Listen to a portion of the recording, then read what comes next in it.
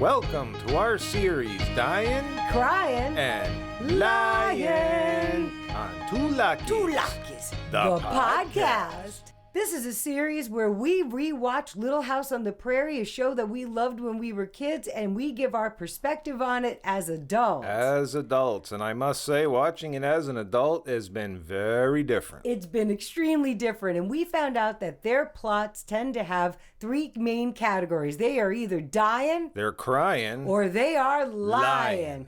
And we figured out that they have 2 out of the 3 categories every episode. So if you want to know what it's like to sit in the car with us and have us tell you a story with categories, you're about to find out. So buckle up. Here we go. For Two Luckies, the podcast presents Dyin, Cryin, and Lyin. Season 2, Episode 10, At the End of the Rainbow. We're in town at the school, and we are watching something that I think no longer exists. Recess! Recess! Woo. So all the kids are running around, and they're jumping over this wooden thing, the stand, and some of them are on the teeter-totter, and some of them are throwing rocks at stuff. And the camera goes right into this coin that's in the dirt. And it was pretty shiny, too. It was a very shiny coin. And we see Mary and Laura sitting there. They look like they're eating their lunch.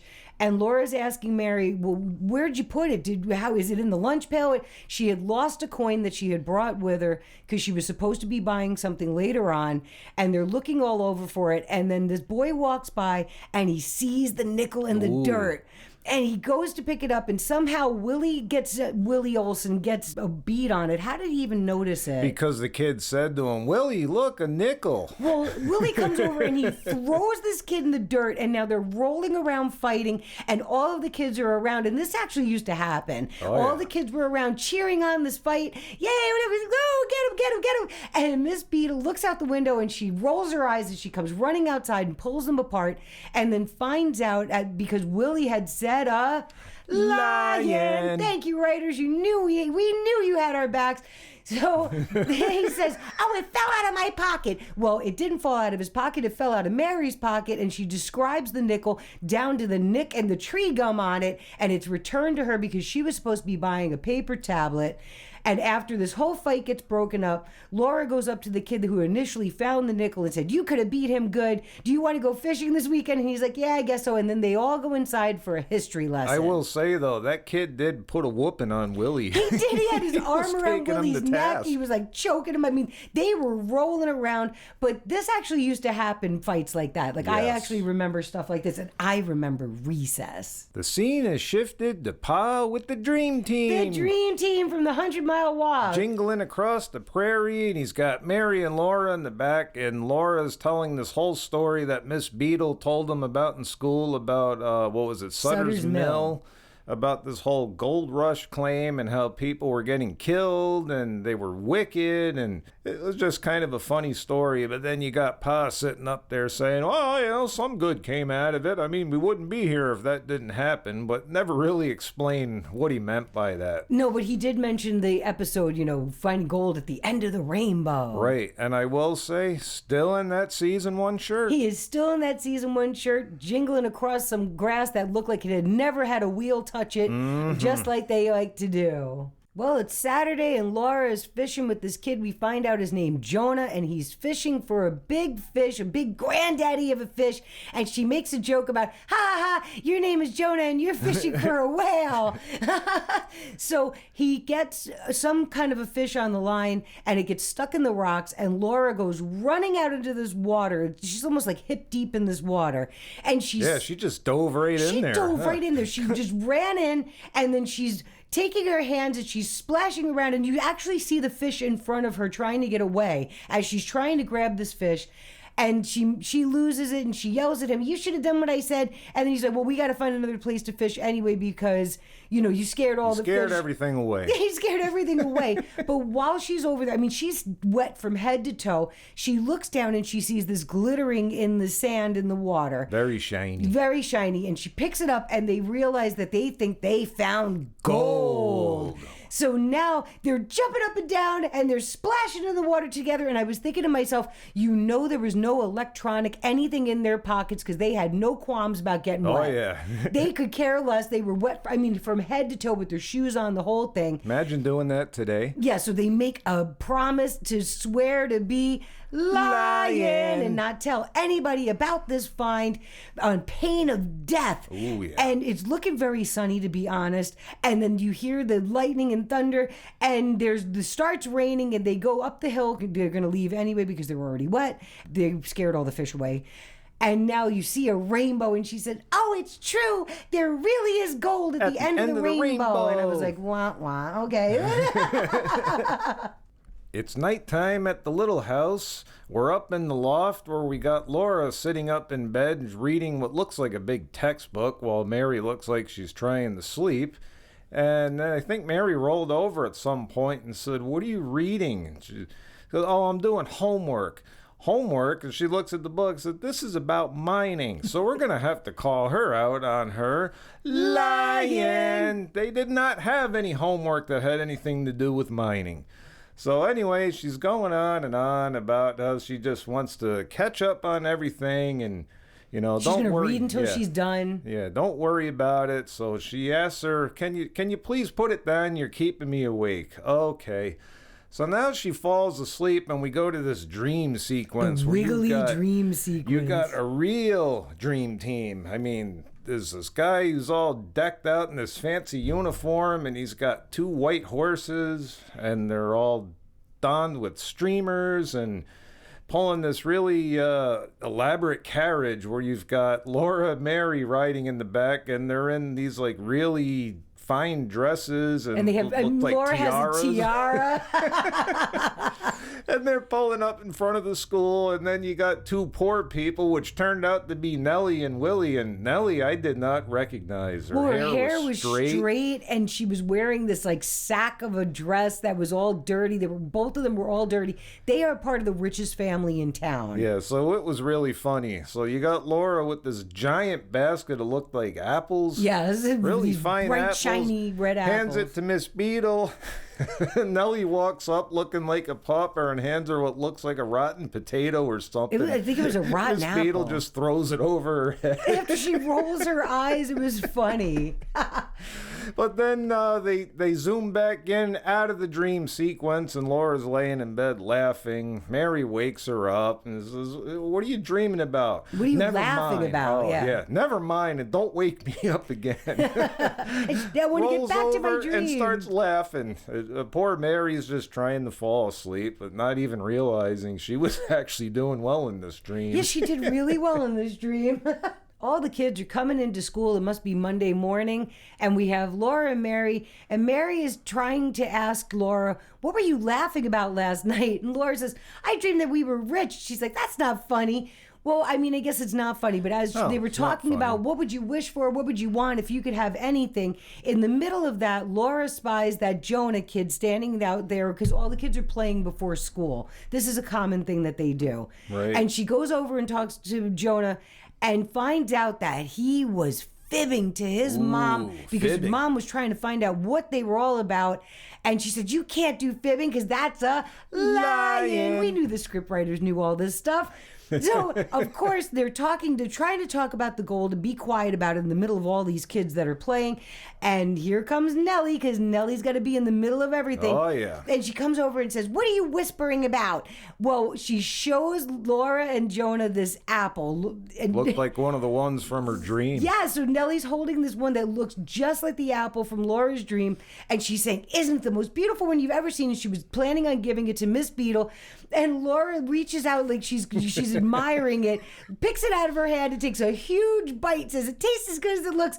And then we have Nellie. Thank you, Nellie. She runs into Miss Beadle and she is crying because now her apple is being eaten by Jonah also, because they're passing it back and forth, and then they go inside. In the schoolhouse, Miss Beadle is asking the students questions about measurements and conversions, and we got Jonah standing up there doing his reciting of, how many pounds to a ton and things like that. And after he's done with that, she asks who wants to recite dry measures. And Jonah raises his hand and asks a question of how much is an ounce of gold worth, to which Laura snaps around and looks at him with the death daggers. I mean, she was staring at him like, you're giving away our secret. What are you doing? And after she gives him an answer, it's like, I think it's like $20 an ounce, which in 18, whatever this was, is huge. They were fighting over a nickel in the schoolyard. Blows. So when she asks, why do you want to know that? He does lying. He said he wanted to know because his uncle had a gold tooth. We know that's how much not it was the truth. worth. So then school gets out and Laura runs away and Mary's trying to get her attention and just Laura, I can't talk right now. And so poor Mary, she's just getting the business in this one. Yeah, I mean, Laura was like flying over that dirt. Oh boy. We're back at the little house and Laura is doing her chores at rocket speed. She is trucking. She was blasted through all of her chores. Supposedly she did her homework at lunch. Honest. And we have a Carrie report. Carrie. She's sitting there watching Mom making some kind of pie. And then now that she gets permission to go, Laura runs into the barn, scares all the chickens, goes up into the loft, and she gets a sack and she has one of Ma's pie plates. Ooh. Right. So she puts it in the sack and she's going to run up the road. And then Ma comes out and says, don't you want your fishing pole? Because that's what she told her. So we know that's a lie. Because you're not fishing. And how is she going to explain not coming back with fish when she always catches fish? Like she's known for her fishing Maybe she skills. was just gonna like Miyagi grab one at the end. Well, because she said that she wasn't supposed to. They weren't supposed to be lying. So like you really kind of needed your fishing pole. I was thinking about this kind of stuff. And she runs over there, and Jonah's already there. And we found out that Jonah had pushed off his homework until after they had done this panning for gold. And they take this pie plate and they're trying to pan for gold, and it's not working because they really needed a screen. Right. And somehow they put on their thinking caps in the middle of all this. And they figure out that they need a screen, but they're trying to figure out how to do it. And then Jonah has an idea, and he takes Ma's pie plate, because we know this belongs to Ma, and he throws it over his shoulder into the water, and like nobody goes to retrieve it. And Laura's sitting there, so her feet are all wet, and she's looking around smiling at all this gold because they're doing this for the benefit of their families. You ever get the feeling that this is all going to come crashing down on them later? It usually does. We're inside the Olson's Mercantile, where we got Nellie and Willie running down the stairs and heading straight for the candy dishes. Like they always do. And you got Nels, just like he always does, telling them to get out of there, don't touch that. Ma said we could. I don't care what she said. And then they go into the, I guess, their living quarters. They say goodbye to Mrs. Olson, and she tells them, don't forget to close the screen door. And so they can. It's not here. The whole thing was gone. The entire door, the frame, everything. It was just like a big open space. So I guess we know where he got the screen from.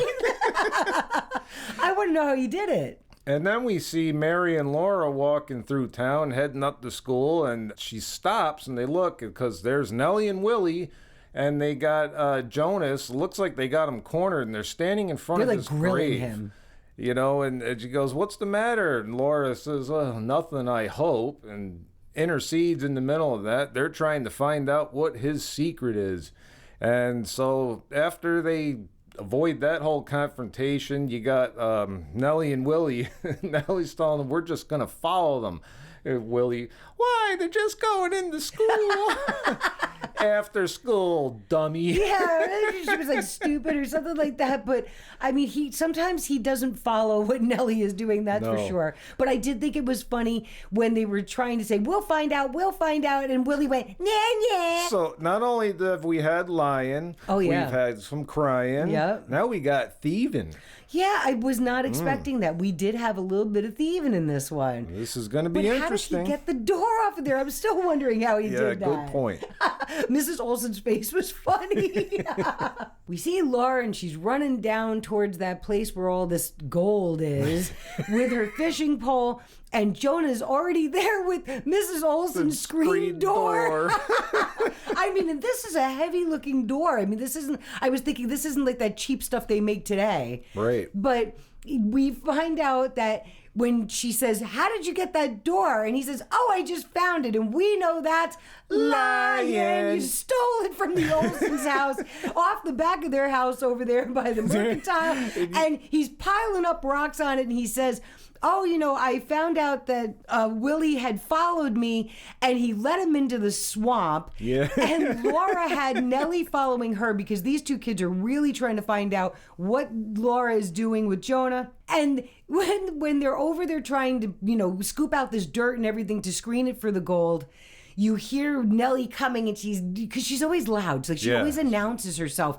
So they actually had enough time with Nellie making all this noise to pick up this heavy door. Yeah, that thing was huge. It was huge. And you made a good point about that. How did he get that door off of there? And how did he bring undetected, it? too? And how did he bring it out to this place by himself? Because he needed help to move it with Laura. So they're hefting this door over there. They put it under the brush and they pull down all these branches to hide it. And they hid their shoes and their stuff. And then they sit down like they were fishing. And Nellie comes over there and she's like, what are you doing? This is what you're doing? You're fishing with, and then Willie comes up and he is covered from head to toe in mud. And Jonah's like, what happened? How'd you get so dirty? Oh my gosh. He's like, you know how I got so dirty.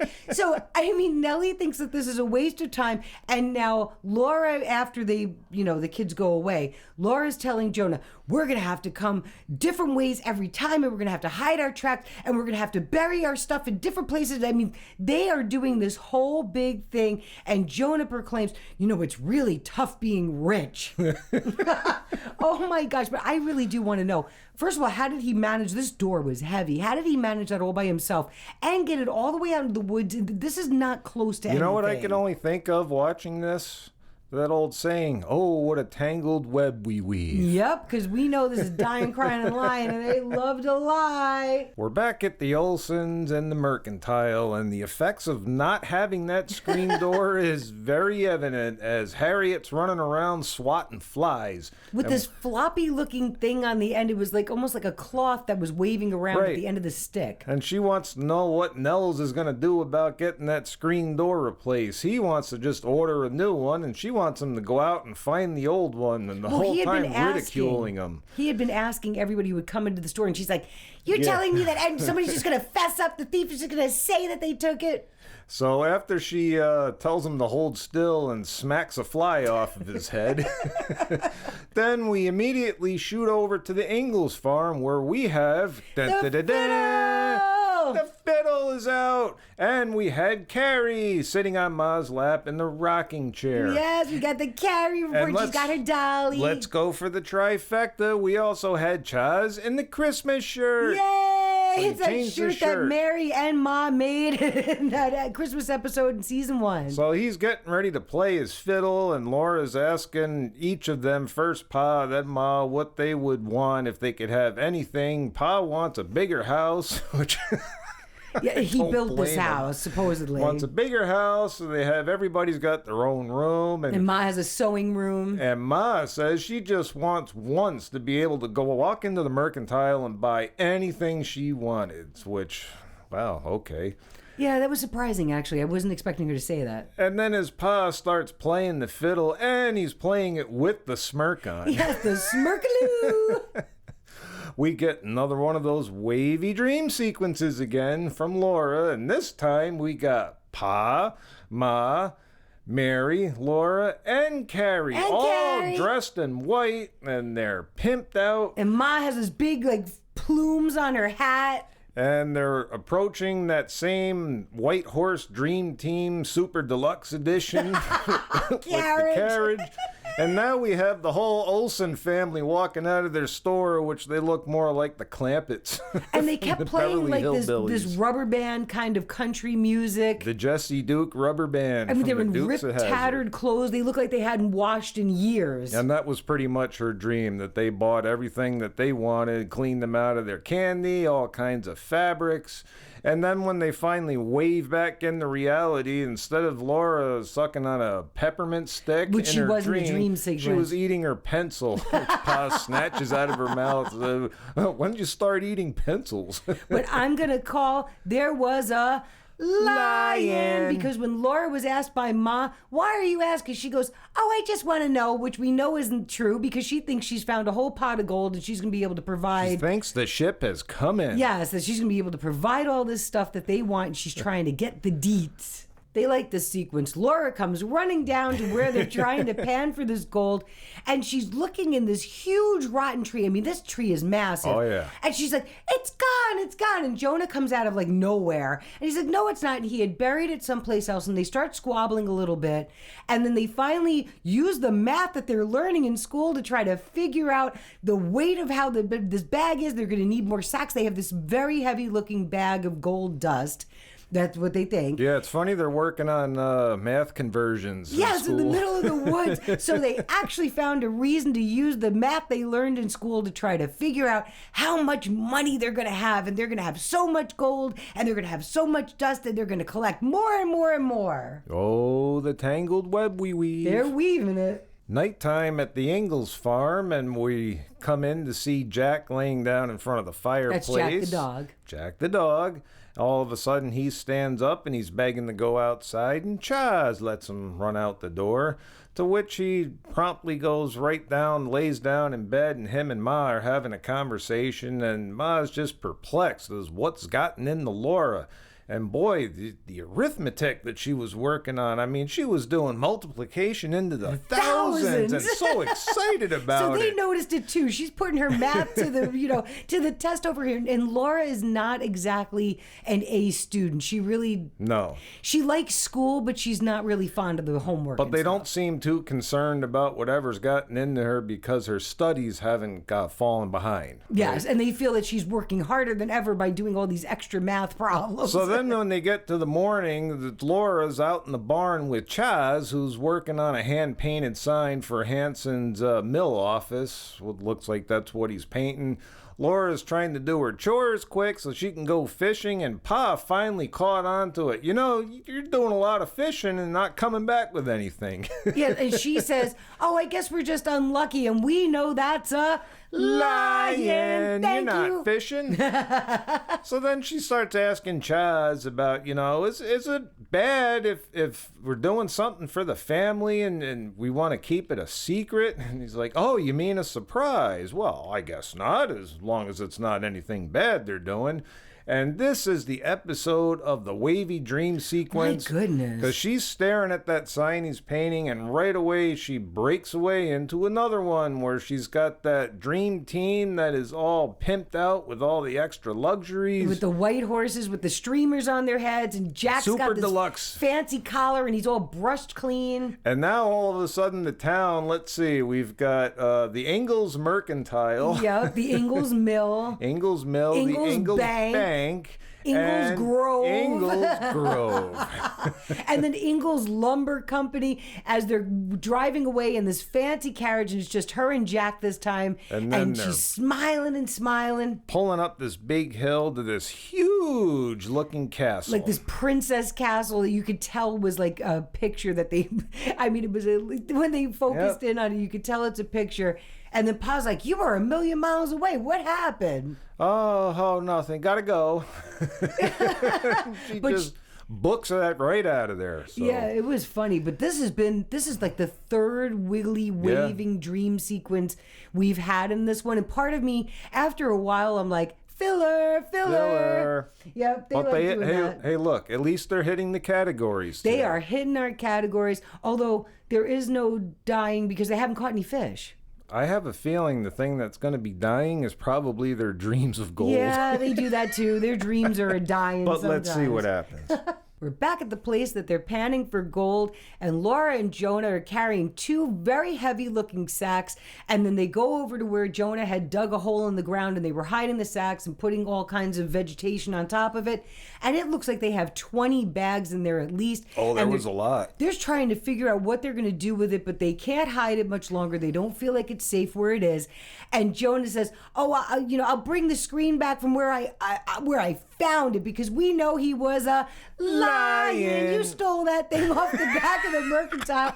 So he's going to be returning the door, and we did find out from Laura that he had a cart of some kind because really, how else were they going to get these heavy bags out of there? So right. They are making a plan now. Laura is saying they're going to bring all of this gold in these sacks during school, but it's not playing hooky, which I really feel she's lying to herself. So that's a lying. Because if you don't go to school when you're supposed to go to school and you're not sick, you are playing hooky. That's and they're right. going to be bringing their gold to the bank and ask Mr. Sprague, he's from another episode, he's the one who's in charge of the bank. It is his bank alone.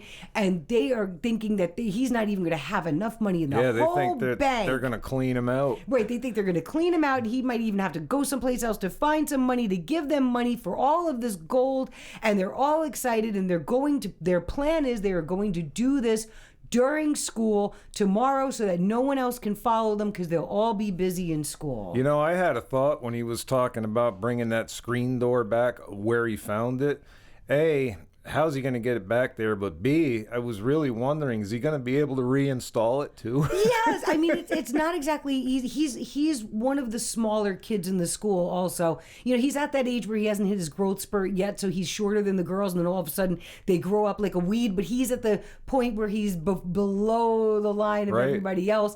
Not only that, how did he got that door off? It's a heavy looking door. And I was thinking it's probably all scratched up. They've been putting all kinds of dirt and rock and silt and sediment on top of it. So it's going to be interesting. But at least Mrs. Olsen will be getting her door back. It's the next day. Mary and Laura are walking to school, and not even 2 minutes into that, all of a sudden Laura says, "Wait, I got to go back. I forgot something," which we know is lying. You didn't forget anything. We know where you're heading to. But Mary's Mary, so she just power walks on away. And then we cut over to the Olsens, where it looks like the same scene we had before with Nellie and Willie running down the stairs, raiding the candy dishes. Nels is yelling at them again. Yep, they go in, they say goodbye to Ma, and all of a sudden the kids are running out, and you hear a big tear. And Willie screams back. And then they pan over, and Nellie is hanging out of the screen. She went right through it. Head first. Well, they made good on their plan. Jonah and Laura are pulling this very loaded down, heavy looking cart. They're struggling. Yeah, that thing was big. I mean, my goodness, it was way bigger than I expected. And then they're trying to muscle it through. They get in front of the bank, and Laura goes inside, and she gets Mr. Sprague, who's the owner of the bank, and she's dragging him out by the hand. And if you want to know, they became friends, but he's in the episode of Ebenezer Sprague. Yes. If you want to check that one out, because we did that episode too. And he was a very grouchy guy in that one, but she drags him outside, and she tells him they had done this for 2 weeks and they wanted to bring it to him because he is not open on Saturdays, and that's why because he realizes, wait, you stayed out of school to bring me this?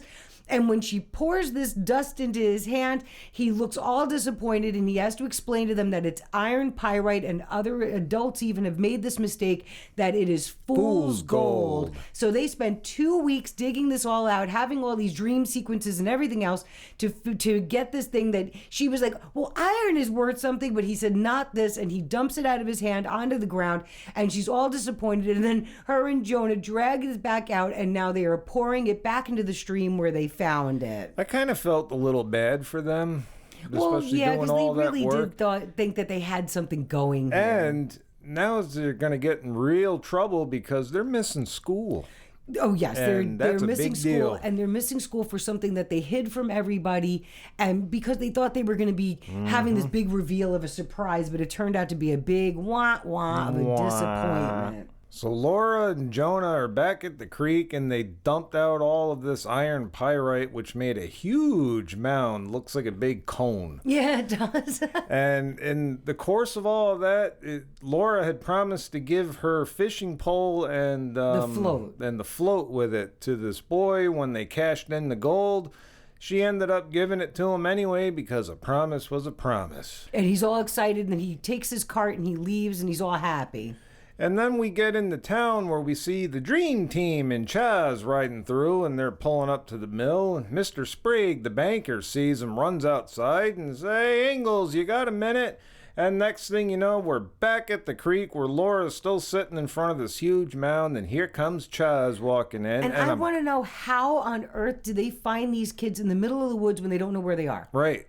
And I'm just going to say, too, season 1 shirt. Season 1, that indestructible shirt is still indestructible. So, to me, Laura really made out good here. She really lucked out because instead of him coming in and, like, giving her a thrashing for missing school, he was actually very considerate, sat down and thought it was a really nice thing that she tried to do, help out the family, and she was trying to make it a big surprise. And, he made some kind of comment in the end when she's like, talking about dreams, and what, that was a really nice dream. And he's like, well, that's what dreams are made for. It's like, for what? For disappointment? Yes, that's what he said when we were watching it, like, to be disappointed, but she was very disappointed. So they end up walking out of there, and, they say, Pa, it's probably a good thing that I wasn't able to get you that big house because Ma would have an awful time keeping it clean. I mean, you wouldn't get people to help you. And you get the Chaz chuckle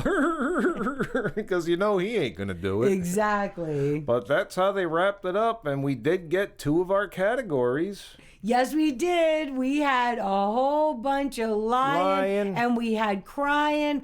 And if you wanted to say their dreams definitely were dying. So there it is. Yeah. So make sure you join us for the next episode, which is called The Gift. The Gift. And that concludes this episode on Dyin, Cryin, and Lyin on Two Luckies. The podcast. We release these weekly, and there's a whole bunch of them out already, so go check them out. We'll see you the next time. We're out. Two Luckies, the podcast. Two Luckies, the podcast. Two Luckies, the podcast. You made it to the end. You stayed. Woo. It's time for our fun fact. We thought we'd explain some little elements that we talk about in the show, and one of them is the shirt report. The shirt report.